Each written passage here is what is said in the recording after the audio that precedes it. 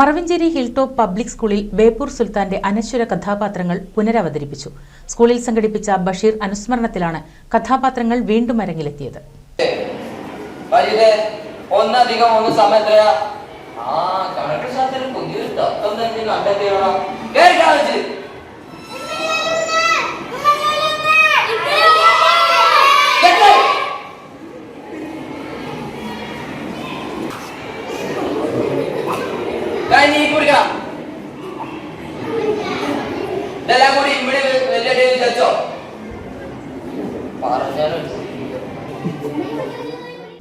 Maravancheri hill top public സ്കൂളിൽ മലയാള വിഭാഗത്തിന്റെ നേതൃത്വത്തിലാണ് പരിപാടികൾ നടത്തിയത്.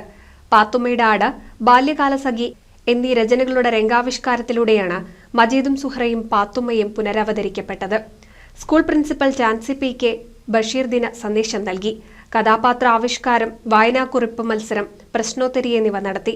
സ്കൂൾ മാനേജർ മുസ്തഫ തങ്ങൾ, സെക്രട്ടറി മരക്കാർ ഹാജി, മലയാള അധ്യാപകരായ സുജാത വി.കെ., നിതിൻ വി.എൻ., വിദ്യ പി.വി., റിഷാന, ജിൻഷ എന്നിവർ സംസാരിച്ചു.